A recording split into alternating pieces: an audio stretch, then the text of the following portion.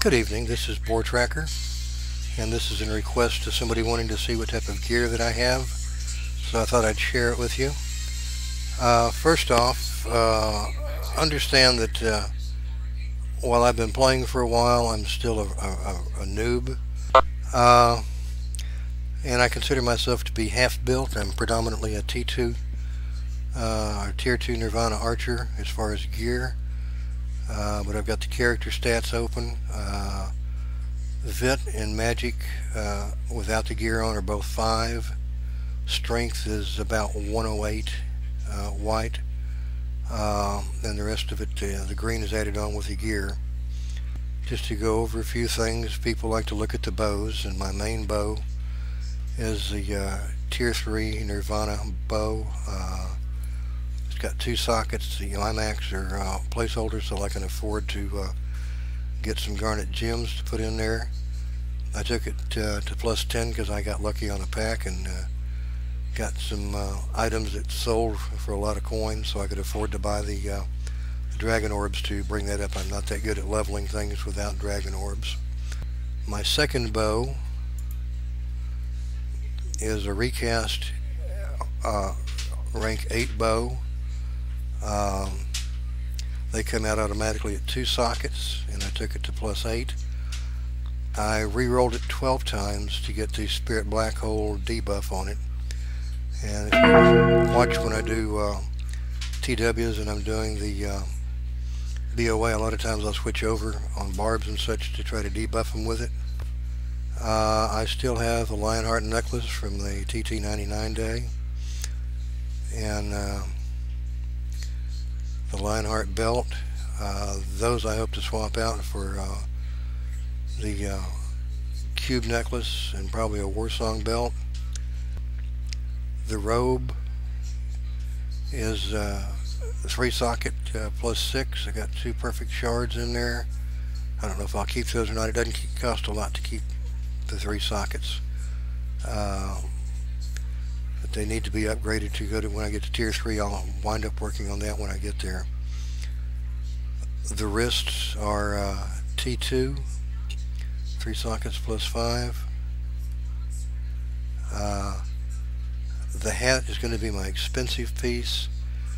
That's 3 socket plus 6, but I've got 2 primeval stones and a citron gem in there, so that's going to cost me the chunking stones to keep the 3 stones. I hate to get rid of that much in stones when I take it to T3. The top is the piece of T3 that I wear. I've got a T2 top. I don't have it refined. I can take it to 5 or 6, but I figured this was 4 sockets and it's on loan from a good friend. He's got it to plus 6 with 4 IMAX in there, so I use that to help out. Pants or trousers, leggings are Tier 2. That's 2 socket. I'm not worried about that. When I go to T3, all the stats or all the sockets are able to change, and it's an 80% chance to get 3 sockets, a 10% chance to get 2 sockets or 4 sockets. So I'll worry about that when I take it to Tier 3. And the leggings are also Tier 2. The reason I do that is set bonus. If you see down below there, the Glimmer of Eventide is 5 out of 6. It gives me, for 2 pieces I get an attack level of plus 5, and for the 5 pieces I get a defense level of plus 10. I can pick up a little more on the defense levels if I swap out and go all 6 pieces. But if you look over on the side over here under the settings, and I don't have any buffs on it at the moment, but I have 60 attack levels with the O'Malley's Blessing and 25 defense. That's where I usually try to start going into TW. If I go to the Jones Blessing like I just switched, it takes me to 75 attack levels and 10 defense. Makes me a bit squishier, able to get killed a whole lot easier. But those extra 75, the extra levels on attack, going to 75, will do a lot more damage from what I've been able to see as far as TW. I am a member of Corona. Corona gives a exclusive spark rune that lasts for an hour. It stays on when you die, and it adds a maximum of 130 plus to your maximum physical attack. The arrows I use are faction base arrows. They just cost contribution points, so they're dirt cheap. They work on a level 13 through level 16 bow. They give me a plus 130 on physical attack. They work well on the G15 or the G16. Now I have a friend in faction that'll make perfect stones, makes me about 4,000 per batch. Heaven's Edge Attack charms, and it works from level 13 to 15 bows, and it adds 230 to the physical attack. The tier 3 bow is a G16 or level 16 bow, and it won't work with the T3 bow, but it will work with my R8 second recast bow. Even with the attack charms and a rune, it still doesn't issue out the damage that the tier 3 does at plus 10. And I don't think taking the R8 second recast to plus 10 is going to get within 500 points as far as damage. Give you an example. If you simply just look at the physical attack over here on the character information sheet, with a T3 bow and full out offense with the Jones Blessing and such, my physical attack is 13,860 to 19,598. If I click the Eon bow, you notice I just dropped to 11,562 to 16,886. It's not so big of a swing on the bottom, but that top level, 16.8, let's call it 17K, versus 19.6. That's a little over around 2.5K more damage on physical attack with the T3 bow, and that equates to several hundred points damage when you're in PvP situation like nation wars or territory wars. As you can see, I'm big on apothecaries. I also like to use magic charms.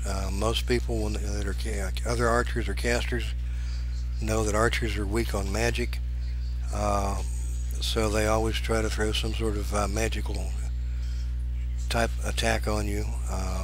So when I go after a wizard, a psychic, or a cleric, or even another archer, I throw up a magic defense charm. It reduces the damage to 50% of the initial hit.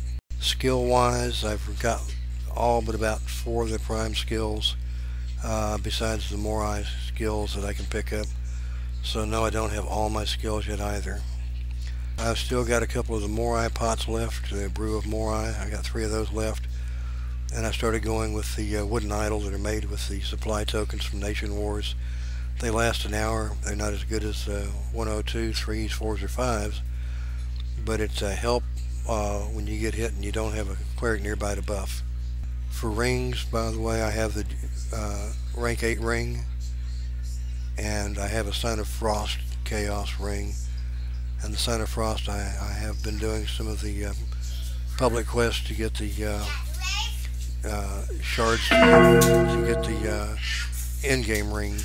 And yeah, I have a Live Up and Down tomb that's actually borrowed from a friend who quit playing one of the characters that had it on there, so it's a long-term loan. I hope to be able to replace it with one of my own if I get lucky on a pack someday. I have regular pack wings. Got lucky on a pack one time. I also carry wings of the winged elf, your primary wings that you get when you first start off. I have them hotkeyed, and they can click from one set of wings to the other in a click. If you will look over in the critical rate column over here under character information, with white wings, the starter wings, and if you've sold yours, you can get them for 10K down at Plume from the guy that you get your wings from.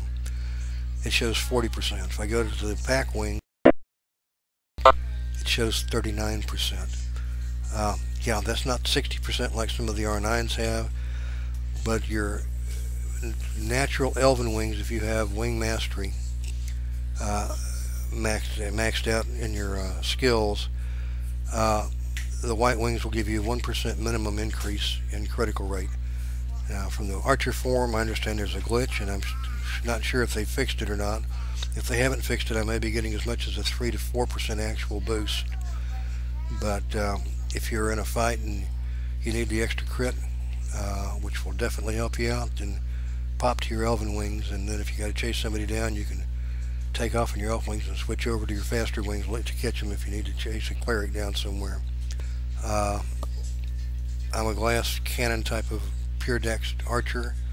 I used to have some fists that I could use, but I restated everything to dex, and as a result, I can't wear the fist anymore. The little Gore-Tex vanities.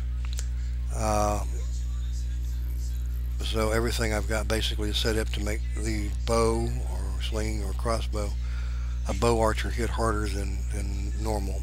And just a word, and I have a friend that's got a archer that he likes to go fisting on. That's great, but you lose damage with your attack by pulling dex off your attributes. You want as much dex as possible. It's 500. It's nothing to speak of. I figure 500 is the minimum level that an inter-level archer should have. You can do it before that, but if you're going to be semi-serious about TW, then you need to have at least 500 dex for your archer. However you want to get it set up, but that's a minimum goal that you should shoot for. I hope you enjoy yourself in game, and I hope I've been able to share something with you that you might be able to learn a little bit. And if you, like I said, if you want to find out about genies or archers' skills or play, look up Bookie Panda on the Raging Tide server and the videos he puts out. I don't think there's anybody that's got any better videos available for an archer on any of the servers. He's kind of like a duty expert, even if he's not from Texas. And I hope that answers your questions. Again, I'm not an in-game archer. I consider myself a entry-level TW archer at this point in my career in the game.